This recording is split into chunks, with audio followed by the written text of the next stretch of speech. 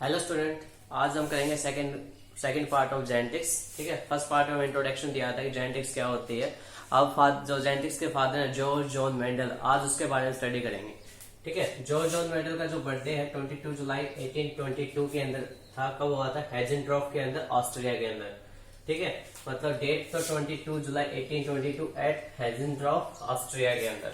ठीक है, next one, इन्होंने जो मतलब ब्रीडिंग एक्सपेरिमेंट किए थे पीसन्स टाइगम के ऊपर, गार्डन पी के ऊपर, कब किए थे, किस ईयर के अंदर किए थे? From 1856 to 1863। ठीक है, उस टाइम पे मॉन्क थे, पादरी थे। ठीक है, कहाँ पे? मोनेस्ट्री के अंदर, मोनेस्ट्री के अंदर पादरी थे। ठीक है, जिन्होंने एक्सपेरिमेंट किया था जिस टाइम पे। नेक्स्ट वन, इन्होंने मतलब इनकी जो पब्लिकेशन हुआ था, जो इसने एक्सपेरिमेंट्स पर पब्लिकेशन किया था, he publish his finding in the annual proceeding of the natural history of society. ठीक है, नेचुरल हिस्ट्री मतलब annual proceeding of the natural history of society के लिए इन्होंने पब्लिश किया था। ठीक है, जिसका टाइटल था वर्च्यू ओवेर पब्लिक हाइब्रिड। ठीक है, वर्च्यू ओवेर पब्लिक हाइब्रिड, ये जर्मन लैंग्वेज है जिसका मीनिंग क्या था? Hybridization experiment in plant. English के अंदर इसका मतलब चेंजमेंट है। Next, Mendel died in 1884 by the disorder of the kidney की बीमारी के कारण मर गए। इनकी जो रीडिस्कवरी की थी उसके लिए 3 साइंटिस्ट इन्वॉल्व है। ठीक है, कौन कौन से? Carl Correns, Hugo de Vries, Erich von Tschermak. ठीक है, ये इंपॉर्टेंट 3 साइंटिस्ट है जिन्होंने रीडिस्कवर किया था आफ्टर हिज डेथ। ठीक है, और इनको नोबेल प्राइज मिला था जॉर्ज जॉन मेंडल को after rediscovery of the Mendelism characteristics. ठीक है, इनका मेन इसमें क्या था, इन्होंने जो मॉन्क थे मतलब हमें जॉर्ज जॉन मेंडल थे, एक्सपेरिमेंटल स्टडी के अंदर इन्होंने स्टैटिक्स यूज की थी। ठीक है, अपने एक्सपेरिमेंट के अंदर मैथ का इन्वॉल्वमेंट करके स्टैटिक्स इन्वॉल्व की थी, जिसके कारण से काफी इंपॉर्टेंस हमें फायदे हुए। इनके इंपॉर्टेंस के फायदे कैसे हम कैलकुलेट कर सकते थे कि नेक्स्ट जनरेशन के अंदर क्या क्या पॉसिबिलिटीज आएंगे। ठीक है, चलो इनकी अकॉर्डिंग चलते हैं जॉर्ज जॉन मेंडल के कैरेक्टर्स के ऊपर। जॉर्ज जॉन मेंडल ने जो पीसन्स टाइम सिलेक्ट किया था, ठीक है, उसके अपने कुछ फायदे थे क्योंकि शॉर्ट टाइम पीरियड था, इमस्कुलेशन बैगिंग हम कर सकते थे, इजीली फ्रूट फॉर्मेशन हो सकता था, हैंडलेबल था, 3 मंथ के अंदर उसकी लाइफ कंप्लीट हो जाती थी। तो ये इसके फायदे थे, जिससे इसको फायदा हुआ कि सिलेक्ट करने का पीसेंस टाइप हो। इसके कैरेक्टर की अगर बात करें तो डोमिनेंट, रिसेसिव, तो टाल एंड डवार्फ। तो रिसेसिव, ठीक है, और ये क्या है? Dominant, recessive and dominant. ठीक है, क्या थी ये? हाइट ऑफ प्लांट की अगर बात करें टाल एंड डवार्फ। अगर इसके बाद अगर बात करते हैं तो पोजीशन ऑफ फ्लावर, क्या थी? Position of flower. ठीक है, इसको रिप्रेजेंट किया जाता टी से, इसको किया जाता था स्मॉल टी से, क्योंकि कैपिटल्स और डोमिनेंट कैरेक्टर्स कैपिटल से रिप्रेजेंट होते थे और रिसेसिव स्मॉल से। फिर पोजीशन एक्सिलरी, इसका मतलब डोमिनेंट कैरेक्टर था, इसको ए से रिप्रेजेंट किया जाता था। जो सोलेटरी था, ठीक है, उसको रिप्रेजेंट किया था स्मॉल ए से। नेक्स्ट वन अगर बात करते हैं colour of unripe food, colour of unripe food. ठीक है, पोड की अगर कलर की बात करें तो कैसा कलर था उसका? तो ग्रीन और येलो। ठीक है, यहाँ पे तो क्या था? ग्रीन और येलो। अब इसके अकॉर्डिंग आपको कैरेक्टर पता लग गया, और कैपिटल जी एंड स्मॉल जी। अब साइज की बात करें मतलब पोजीशन मतलब पोड की अगर साइज की बात करें, फॉर्म की बात करें तो इम्प्लांटेड और कॉन्स्ट्रिक्टेड, इम्प्लांटेड एंड कॉन्स्ट्रिक्टेड। ठीक है, इम्प्लांटेड के लिए कैपिटल आई यहाँ पे यूज किया जाए। क्या है? Form of unripe food. ठीक है, form of unripe food. Next one अगर बात करते हैं कलर ऑफ कोटिलीडन, कलर ऑफ कोटिलीडन। ठीक है, कलर ऑफ कोटिलीडन की बात करेंगे तो यहाँ पे कैरेक्टर हमें क्या मिलेगा? येलो, और यहाँ पे क्या मिलेगा हमें? ग्रीन। तो मतलब कैपिटल यहाँ पे और स्मॉल जी यहाँ पे। Next one, form of seed, size मतलब उसके साइज की जो थी कैसे थे? Round and wrinkled. ये तो आप सभी को पता होगा कि काफी स्टडी किए जाते हैं मतलब एक्सपेरिमेंट के अंदर, राउंड रिंकल, टाल एंड डवार्फ, ठीक है। And colour Kotlin yellow and green. तो राउंड के लिए कैपिटल आर, इसके लिए स्मॉल आर। ये हो गए कैरेक्टरिस्टिक्स। और इन सब का कंट्रोल था किससे? क्रोमोसोम से। जब ब्लिक्स ने बताया था, किसने बताया था? ब्लिक्स ने बताया था। ब्लिक्स ने बताया था कि हाँ इनका क्रोमोसोम कंट्रोल है। कैसे? अगर colour of flower and seed की बात करें, ठीक है, colour of flower and seed, तो क्रोमोसोम फर्स्ट पे डिपेंड करता है। क्रोमोसोम फर्स्ट क्या डिपेंड कर रहा है? Colour of flower and seed, ठीक है। एंड क्रोमोसोम 4, क्रोमोसोम जो 4 है वो किस पे डिपेंड कर रहा है? पोजीशन ऑफ कलर,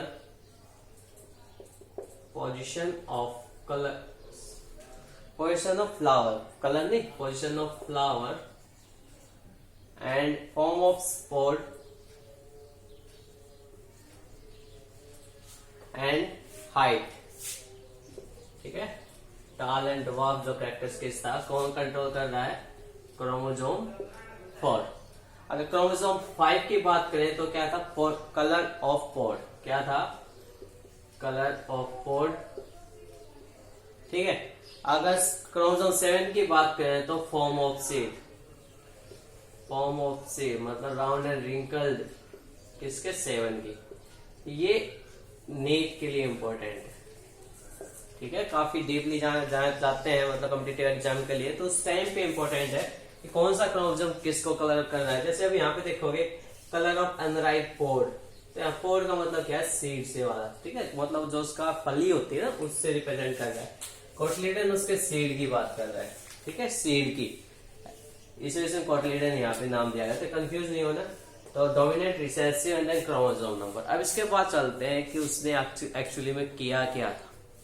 ये तो बस आपको मेमोराइज करना है, ठीक है, इसमें कुछ नहीं है, मेमोराइज करना है कि पोजीशन ऑफ फ्लावर, मतलब फ्लावर की अगर बात करें, पोजीशन ऑफ फ्लावर तो एक्सिलरी होना चाहिए, ठीक है, हमारा डोमिनेंट कैरेक्टर। अगर कलर की बात करें तो कैसा होना चाहिए? किसका?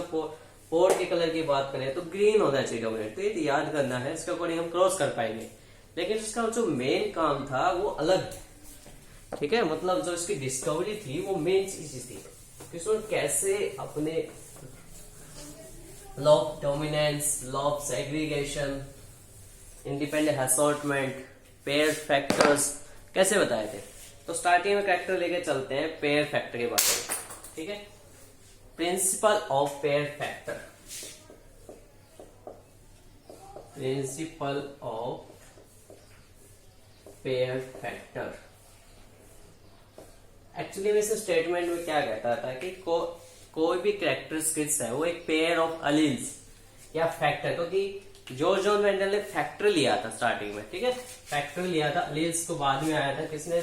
वाटसन ने बताया था कि अलील होती है, अलील टर्म जो वाटसन दी थी 1902 के अंदर, ठीक है। लेकिन जो प्रिंसिपल ऑफ पेयर फैक्टर्स में क्या होता है कि जो भी कैरेक्टरिस्टिक्स कंटेनिंग होंगे वो अलील्स के अंदर कंट्रोल किए जाएंगे, ठीक है।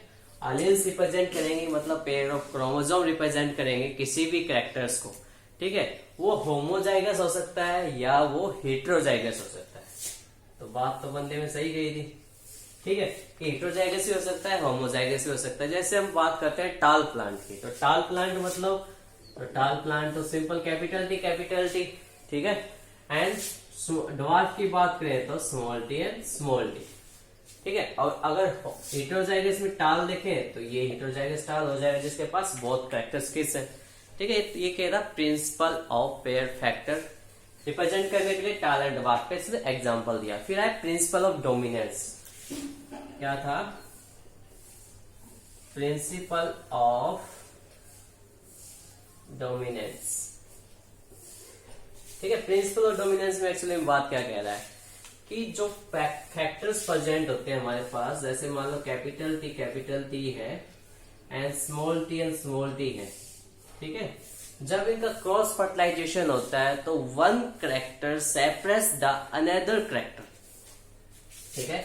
इसके पास क्या था? ड्वार्फ कैरेक्टर था और इसके पास क्या था? टाल कैरेक्टर था।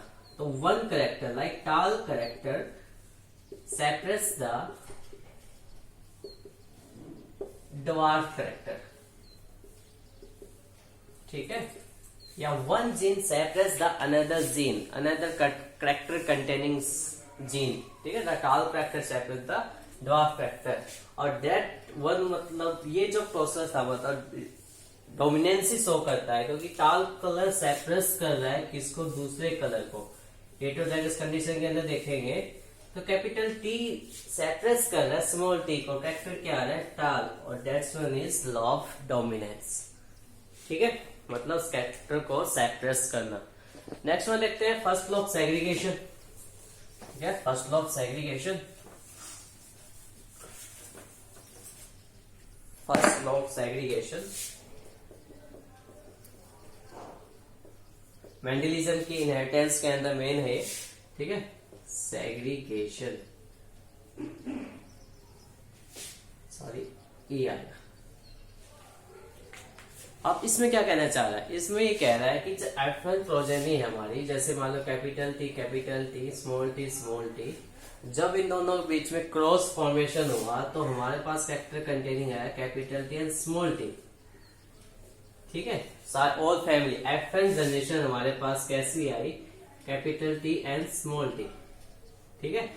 अब F2 जनरेशन की अगर बात करें तो F2 जनरेशन के अंदर उससे पहले क्या होगा, गैमेटोजेनेसिस होगा। गैमेटोजेनेसिस का मतलब मियोसिस अकर होगी, गैमेटोजेनेसिस अकर होगी, ठीक है। गैमेटोजेनेसिस का साफ मतलब क्या है, वहां पे मियोसिस अकर होगी, और मियोसिस का मतलब क्या है, जो कैरेक्टर कंटेनिंग अलील्स है वो सेपरेशन होगी, सेपरेशन ऑफ अलील्स, ठीक है, एंड सेपरेशन ऑफ अलील्स यहाँ पे हो रहा है, इसका मतलब क्या है, प्योर फॉर्म ऑफ कैरेक्टर, ठीक है, प्योर फॉर्म ऑफ कैरेक्टर्स हमारे पास गेन हो जाए, like capital T and small T, these are gamete and pure gamete, मतलब pure character containing like tall and dwarf, ठीक है, क्योंकि इनके जो गैमेट बनेंगे capital T and small T, ठीक है, ऐसे capital T and then small T, and then cross करवाएंगे इनके बीच के अंदर, ठीक है, इनके बीच में क्रॉस जब होगा हमारा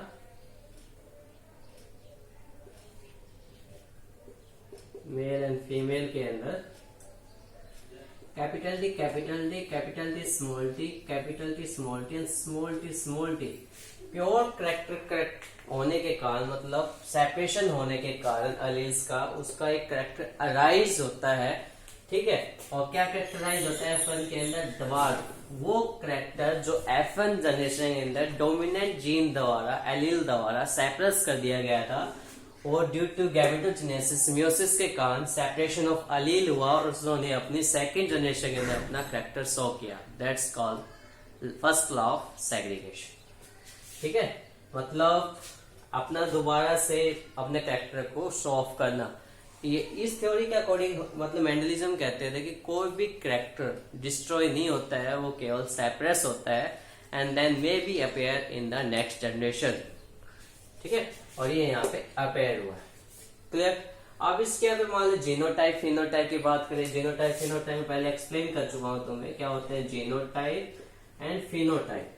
फिनोटाइप मतलब इसका फिजिकल कैरेक्टर की बात करें तो इसका रेशियो क्या है, 3:1, 3 टाल एंड 1 ड्वार्फ, ठीक है, और लेकिन जीनोटाइप की बात करें तो 1:2:1, ठीक है, 1:2:1 मतलब इनकी जो अलील्स हैं उनके अकॉर्डिंग, क्योंकि homozygous dominant, heterozygous character containing dominant मान सकते हैं, ठीक है, and then homozygous recessive, heterozygous homozygous, homozygous dominant recessive, clear.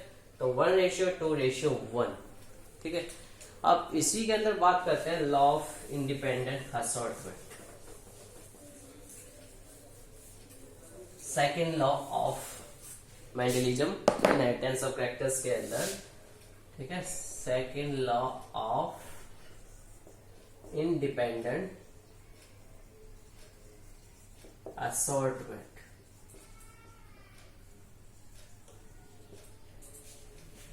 Independent assortment की बात करें तो इसमें इंडिपेंडेंट असॉर्टमेंट में कहना क्या चाह रहा है कि जो फैक्टर्स हैं, जो अलील्स हैं, जो कंट्रोल करती है डिफरेंट कैरेक्टर। अभी क्रोमोसोम्स बताया कि मैंने 2 क्रोमोसोम अलग अलग कैरेक्टर कंटेनिंग है, जैसे हम बात करते हैं टाल और ड्वार्फ, ठीक है, एक कैरेक्टर हो गया हमारे पास टाल एंड डवार्फ, दूसरा हो गया राउंड एंड रिंकल्ड।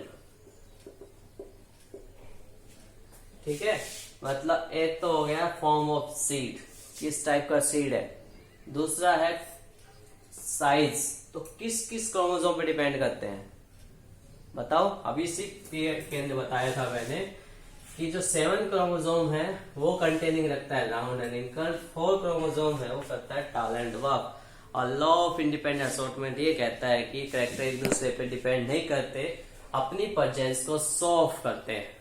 अब कैसे सॉल्व करेंगे, एक्सप्लेनेशन करते हैं हम यहाँ पे। ठीक है, जैसे मान लो हमारे पास F1 जनरेशन है, F1 जनरेशन में कैपिटल T एंड रिंकल ले रहे हैं तो स्मॉल r एंड नेक्स्ट देखते हैं तो स्मॉल t कैपिटल R। तो कैरेक्टर आपको पता लग ही गया होगा। ठीक है, टाल and wrinkled and dwarf and round. ठीक है, वन कैरेक्टर डोमिनेंट इधर है, वन कैरेक्टर डोमिनेंट इधर, जब क्रॉस होगा इन दोनों बीच में, ठीक है, क्योंकि मेल फीमेल के बीच में जब क्रॉस होगा तो हमारे पास F1 जनरेशन आएगी capital T capital R and small r। क्या है, capital T capital R small r, इसका मतलब क्या है, टाल एंड राउंड। ठीक है, इसमें हम बोल सकते हैं कि डोमिनेंट कैरेक्टर था जिसने सेपरेट कर दिया, लेकिन इंडिपेंडेंट असॉर्टमेंट कब पता लगेगा, जब सेकंड क्रॉस होगा। ठीक है, मतलब सेकंड क्रॉस इन्हीं के बीच में, इन्हीं के बीच में होगा, F1 के बाद F2। और F1 F2 में यहाँ पे लिख रहे किसने दिया था, ये भी बार्टसन ने दिया था, विलियम बार्टसन 1902 के अंदर। ठीक है, रिप्रेजेंट F1 और F2 जो किया था बार्टसन ने किया था पर्सनली। अब इनके बीच में क्रॉस हुआ तो पहले क्या बनाना पड़ेगा, गैमेटोजेनेसिस, मतलब मियोसिस के द्वारा गैमेट फॉर्मेशन। तो गैमेट बनाएंगे हम यहाँ पे, सिंपल तरीका है, सीख लो यहाँ से। मैं ले रहा हूँ कैपिटल T देन ले रहा हूँ small t then small t। अब इसके साथ क्या कर दो, एक बार capital R small r, capital R and small r। ठीक है, अब क्रॉस करवाना है इनके बीच में, क्रॉस करवाते हैं, हमारे पास गैमेट तैयार है। ठीक है, अब क्रॉस करवाते हैं तो साइड में करवा देता हूं मैं।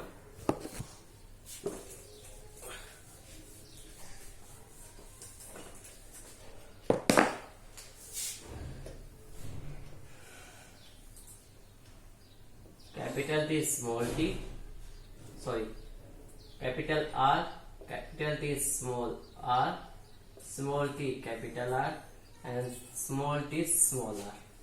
ठीक है, ये तो हो गए एक साइड के कैरेक्टर्स। और दूसरे साइड के कैरेक्टर्स ले लेते हैं हम।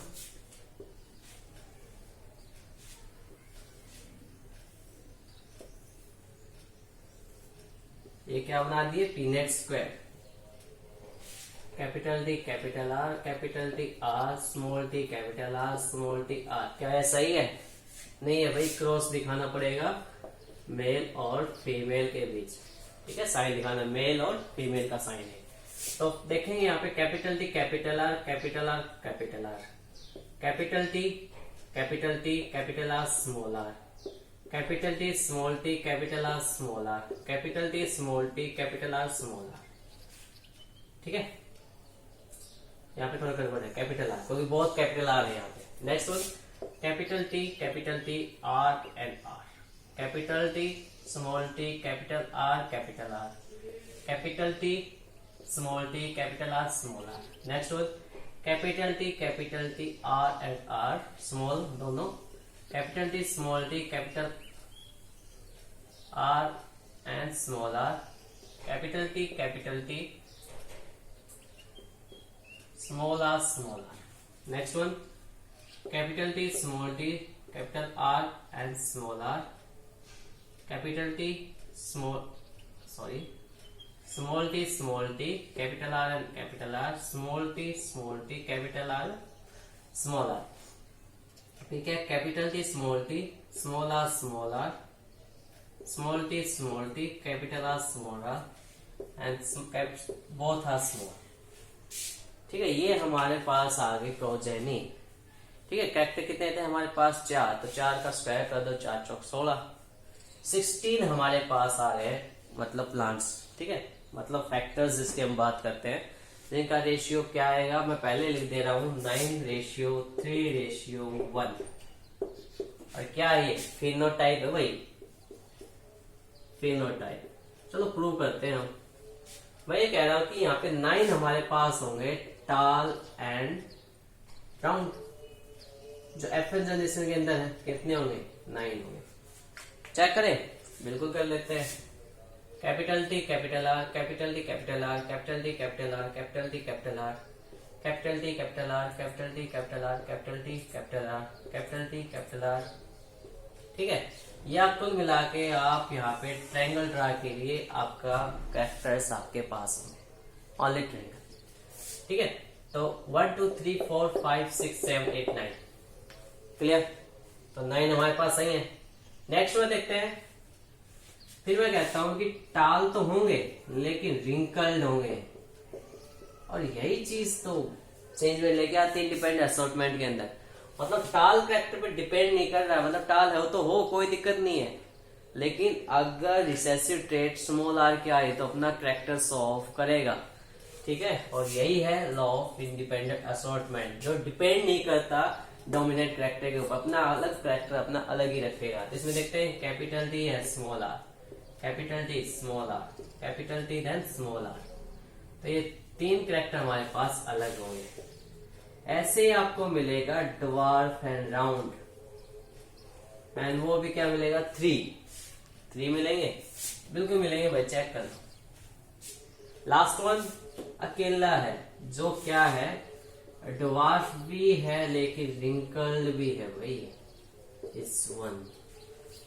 ठीक है, और अगर जीनोटाइप की बात करें तो 1 2 2 4 1, उसके बाद क्या हुआ 2 1 2 1 2 1 2 1। याद करने का ट्रिक है 1 2 2 4 1 या 1 2 2 4 1 नंबर है, फोन नंबर याद कर लो, 1 2 2 4 1 1 2 1 2 1।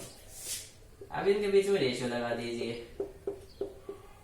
ये सारी की सारी डिफरेंट फिनोटाइप के अकॉर्डिंग है, क्योंकि कैपिटल टी कैपिटल आर एक है, स्मॉल टी स्मॉल आर एक ही है, लेकिन बाकी डिफरेंट है। उसके अकॉर्डिंग क्या है, ये जीनोटाइप है भाई।